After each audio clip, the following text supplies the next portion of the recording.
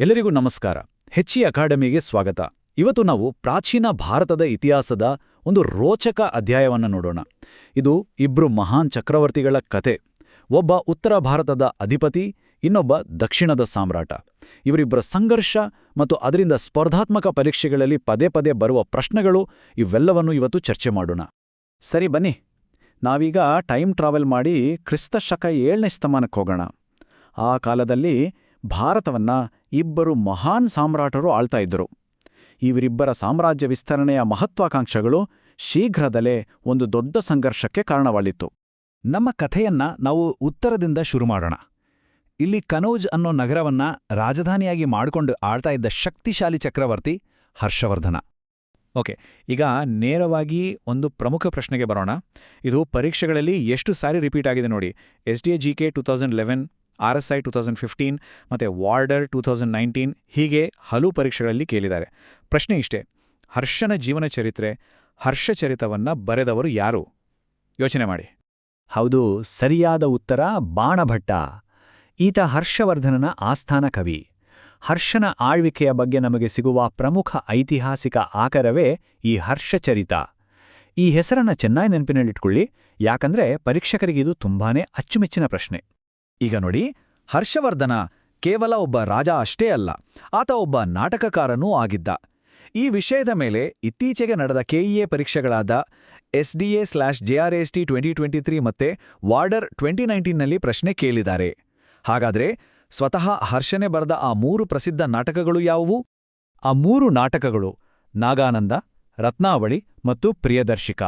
ಪರೀಕ್ಷೆಯ ದೃಷ್ಟಿಯಿಂದ ಈ 3 ಹೆಸರುಗಳನ್ನು ನೆನ್ಪಿಟ್ಕೊಳ್ಳೋದು ತುಂಬಾನೇ ಮುಖ್ಯ. ಬೇಕಿದ್ರೆ ಒಂದ್ ಕಡೆ ನೋಟ್ ಮಾಡ್ಕೊಳ್ಳಿ. ಕೇವಲ ಸಾಹಿತ್ಯ ಮಾತ್ರವಲ್ಲ, ಹರ್ಷನ ಸಾಂಸ್ಕೃತಿಕ ಕೊಡುಗೆಗಳು ಪರೀಕ್ಷೆಯಲ್ಲಿ ಬಹಳ ಮುಖ್ಯ. ಉದಾಹರಣೆಗೆ SDA GK 2015ರ ಪ್ರಶ್ನೆ ನಳಂದ ವಿಶ್ವವಿದ್ಯಾಲಯಕ್ಕೆ ಪ್ರೋತ್ಸಾಹ ನೀಡಿದ್ರ ಬಗ್ಗೆ ಕೇಳಲಾಗಿತ್ತು. ಹಾಗೆ DSI 2018ರಲ್ಲಿ ಪ್ರತಿ 5 ವರ್ಷಕ್ಕೊಮ್ಮೆ ಪ್ರಯಾಗದಲ್ಲಿ ನಡೆಯುತ್ತಿದ್ದ ಬೃಹತ್ ಧಾರ್ಮಿಕ ಸಭೆಗಳ ಬಗ್ಗೆ ಪ್ರಶ್ನೆ ಬಂದಿತ್ತು. ಇನ್ನು PSI HK 2015ರ ಪ್ರಶ್ನೆ ನೋಡಿ, ಪ್ರಸಿದ್ಧ ಚೀನೀ ಯಾತ್ರಿಕ ಹ್ಯುಯೆನ್ ತ್ಸಾಂಗ್ಗೆ ಆತಿಥ್ಯ ನೀಡಿದ್ದು ಯಾರು ಅಂತ ಕೇಳಿದ್ರು. ಅದಕ್ಕೂ ಉತ್ತರ ಹರ್ಷನೇ. ಹರ್ಷ ತನ್ನ ಸಾಮ್ರಾಜ್ಯವನ್ನ ದಕ್ಷಿಣದ ಕಡೆ ವಿಸ್ತರಿಸ್ತಾ ಹೋದಂತೆ ದಖ್ಖನ್ ಪ್ರಸ್ಥಭೂಮಿಯಲ್ಲಿ ಅವನಿಗೊಂದು ದೊಡ್ಡ ಸವಾಲೆದುರಾಯಿತು. ಅದು ಅವನ ಪ್ರತಿಸ್ಪರ್ಧಿ ಚಕ್ರವರ್ತಿಯ ರೂಪದಲ್ಲಿತ್ತು. ಅದೊಂದು ಭೇದಿಸಲಾಗದ ಗೋಡೆಯಾಗಿತ್ತು. ಬನ್ನಿ, ಆ ಇಬ್ರು ದಿಗ್ಗಜರನ್ನ ಒಮ್ಮೆ ಹೋಲಿಕೆ ಮಾಡಿ ನೋಡೋಣ. ಒಂದ್ ಕಡೆ ಉತ್ತರಪಾತೇಶ್ವರ ಅನ್ನೋ ಬಿರುದು ಹೊಂದಿದ್ದ ಕನೌಜಿನ ಹರ್ಷವರ್ಧನ, ಮತ್ತೊಂದ್ ಕಡೆ ಚಾಲುಕ್ಯ ವಂಶದ ದಕ್ಷಿಣಪತೇಶ್ವರ ಅಂತ ಕರೆಸ್ಕೊಳ್ತಿದ್ದ ಇಮ್ಮಡಿ ಪುಲಕೇಶಿ. ಇಲ್ಲಿ ಗಮನಿಸಿ, ಚಾಲುಕ್ಯರ ರಾಜಧಾನಿ ವಾತಾಪಿ ಅಂದ್ರೆ ಇವತ್ತಿನ ಬಾದಾಮಿ.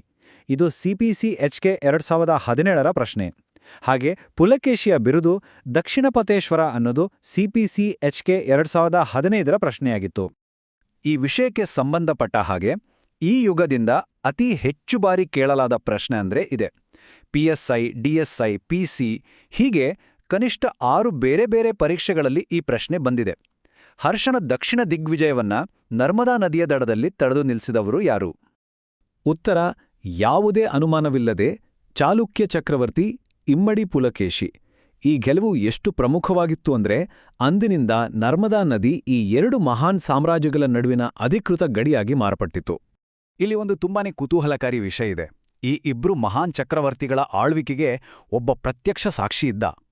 PSI 2018 ಮತ್ತು GTTS SIST GR2 2024ರ ಪ್ರಶ್ನೆಗಳ ಪ್ರಕಾರ ಚೀನೀ ಯಾತ್ರಿಕ ಹ್ಯುಯೆನ್ ತ್ಸಾಂಗ್ ಹರ್ಷನ ಆಸ್ಥಾನಕ್ಕೂ ಭೇಟಿ ಕೊಟ್ಟಿದ್ದ, ಹಾಗೆ ಇಮ್ಮಡಿ ಪುಲಕೇಶಿಯ ಆಸ್ಥಾನಕ್ಕೂ ಭೇಟಿ ನೀಡಿದ್ದ. ಹಾಗಾಗಿ ಇವರಿಬ್ಬರ ಆಳ್ವಿಕೆಯ ಬಗ್ಗೆ ನಮಗೆ ತಟಸ್ಥವಾದ ಅಮೂಲ್ಯವಾದ ಮಾಹಿತಿ ಸಿಗತ್ತೆ. ಸಾಮ್ರಾಜ್ಯಗಳು ಹುಟ್ಟುತ್ತವೆ, ಬೆಳೆಯುತ್ತವೆ ಮತ್ತು ಅಳಿದು ಹೋಗುತ್ತವೆ. ಆದರೆ ದಕ್ಷಿಣದ ರಾಜವಂಶಗಳು ತಮ್ಮ ಪರಂಪರೆಯನ್ನ ಕಲ್ಲಿನಲ್ಲಿ ಕೆತ್ತಿ ಅಜರಾಮರಗೊಳಿಸಿದವು. ಅದೇ ಅವರ ಅದ್ಭುತ ದೇವಾಲಯ ವಾಸ್ತುಶಿಲ್ಪ. PSI KSRP 2015ರಲ್ಲಿ ಕೇಳಿದ ಪ್ರಶ್ನೆಯಂತೆ ಚಾಲುಕ್ಯರ ವಾಸ್ತುಶಿಲ್ಪದ ತವರು ಯಾವುದು ಅಂದ್ರೆ ಅದು ಕರ್ನಾಟಕದ ಮಲಪ್ರಭಾ ನದಿ ಬಯಲು. ಈ ಪ್ರದೇಶದಲ್ಲಿ 100 ಸ್ಮಾರಕಗಳಿವೆ. ಇದನ್ನ ಒಂದು ರೀತಿ ವಾಸ್ತುಶಿಲ್ಪದ ತೆರೆದ ಮ್ಯೂಸಿಯಂ ಅಂತಾನೇ ಕರಿಬೋದು. ಬಾಗಲಕೋಟೆ ಜಿಲ್ಲೆಯಲ್ಲಿರುವ ಈ 3 ಸ್ಥಳಗಳನ್ನಂತೂ ಮರೆಯುವ ಹಾಗೇ ಇಲ್ಲ. ಮೊದಲನೇದು ಬಾದಾಮಿ. ಇಲ್ಲಿನ ಗುಹಾಂತರ ದೇವಾಲಯಗಳು ಅದ್ಭುತ. ಇದು CPC 2016 ಮತ್ತೆ PC ವೈರ್ಲೆಸ್ 2016ನ ಪ್ರಶ್ನೆ. ಎರಡನೇದು ಐಹೊಳೆ. ಇದಕ್ಕೆ ಭಾರತೀಯ ವಾಸ್ತುಶಿಲ್ಪದ ತೊಟ್ಟಿಲು ಅನ್ನೋ ಬಿರುದಿದೆ. ಇದು PCKS ISF 2012 ಅಲ್ಲಿ ಬಂದಿತ್ತು. ಇನ್ನು ಮೂರನೇದು ಪಟ್ಟದಕಲ್ಲು. ಇದು ಯುನೆಸ್ಕೋ ವಿಶ್ವ ಪರಂಪರೆಯ ತಾಣ. ಇಲ್ಲಿ ಉತ್ತರ ಮತ್ತು ದಕ್ಷಿಣ ಶೈಲಿಯ ದೇವಸ್ಥಾನಗಳ ಸಂಗಮವನ್ನ ನೋಡ್ಬೋದು. ಇದು CPC 2004ನ ಪ್ರಶ್ನೆ ಆಗಿತ್ತು. ಚಾಲುಕ್ಯರಿಗೆ ಕೇವಲ ಯುದ್ಧರಂಗದಲ್ಲಿ ಮಾತ್ರವಲ್ಲ, ಕಲೆ ಮತ್ತು ವಾಸ್ತುಶಿಲ್ಪದಲ್ಲೂ ದೊಡ್ಡ ಪ್ರತಿಸ್ಪರ್ಧಿಗಳಿದ್ರು. ಅವರೇ ಪಲ್ಲವ ರಾಜವಂಶ. ಹಾಗಾದರೆ ಪಲ್ಲವರ ನಿರ್ಮಿಸಿದ ಬಂಡೆಯನ್ನೇ ಕೆತ್ತಿ ಮಾಡಿದ ಆ ಪ್ರಸಿದ್ಧ ವಾಸ್ತುಶಿಲ್ಪದ ಸಾಧನೆ ಯಾವುದು? ಈ ಪ್ರಶ್ನೆ PSI 2016 ಮತ್ತು CPC SHK 2019 ಪರೀಕ್ಷೆಗಳಲ್ಲಿ ಬಂದಿದೆ. ಹಾಗಾಗಿ ಗಮನ ಇಟ್ಟು ಕೇಳಿ. ಅವರ ಮೇರುಕೃತಿ ಅಂದ್ರೆ ಮಹಾಬಲಿಪುರಂ. PC ಕಾರ್ NHK 2019ರ ಪ್ರಶ್ನೆ ಪ್ರಕಾರ ಇಲ್ಲಿನ ವಿಶೇಷತೆ ಅಂದ್ರೆ ಒಂದೇ ಬೃಹತ್ ಬಂಡೆಯನ್ನ ಕೆತ್ತಿ ಮಾಡಿದ ರಥಗಳು, ಅಂದ್ರೆ ಏಕಶಿಲಾ ರಥಗಳು. ಇವನ್ನ ಸಪ್ತಪಗೋಡಗಳು ಅಂತಾನೂ ಕರೀತಾರೆ. ಇದು ಅವರ ವಾಸ್ತುಶಿಲ್ಪದ ಕೌಶಲ್ಯಕ್ಕೆ ಒಂದು ಅದ್ಭುತ ಉದಾಹರಣೆ. ಸರಿ, ಇಷ್ಟೊತ್ತು ಚರ್ಚೆ ಮಾಡಿದ್ದಾಯ್ತು. ಈಗ ಪರೀಕ್ಷೆಗೆ ಹೋಗೋ ಮುಂಚೆ ಒಂದು ಫಾಸ್ಟ್ ರಿವಿಷನ್ ಮಾಡೋಣ. ಎಲ್ಲ ಪ್ರಮುಖ ಅಂಶಗಳನ್ನ ಮನಸ್ಸಲ್ಲಿ ಮತ್ತೊಮ್ಮೆ ನೆನ್ಪು ಮಾಡ್ಕೊಳ್ಳೋಣ. ರೆಡಿನಾ? ಬನ್ನಿ, ಒಂದು ಕ್ವಿಕ್ ರಸಪ್ರಶ್ನೆ. ಚಾಲುಕ್ಯರ ರಾಜಧಾನಿ ಯಾವುದು? ಎಸ್, ವಾತಾಪಿ. ಹರ್ಷಚರಿತೆ ಬರೆದವರು? ಬಾಣಭಟ್ಟ. ನರ್ಮದಾ ನದಿ ತೀರದಲ್ಲಿ ಹರ್ಷನನ್ನು ಸೋಲಿಸಿದ್ದು ಯಾರು? ಇಮ್ಮಡಿ ಪುಲಕೇಶಿ. ಈಗ PSI IRB HK 2016ರ ಪ್ರಶ್ನೆ. ಕರ್ನಾಟಕದ ಪ್ರಾಚೀನ ಹೆಸರು? ಕುಂತಳ ದೇಶ. ಕೊನೆಯದಾಗಿ CPC NHK 2019ರ ಪ್ರಶ್ನೆ. ಪಲ್ಲವರ ಕಾಲದ ಪ್ರಸಿದ್ಧ ವಿಶ್ವವಿದ್ಯಾಲಯ ಇದ್ದ ನಗರ ಯಾವುದು? ಕಂಚಿ. Very good.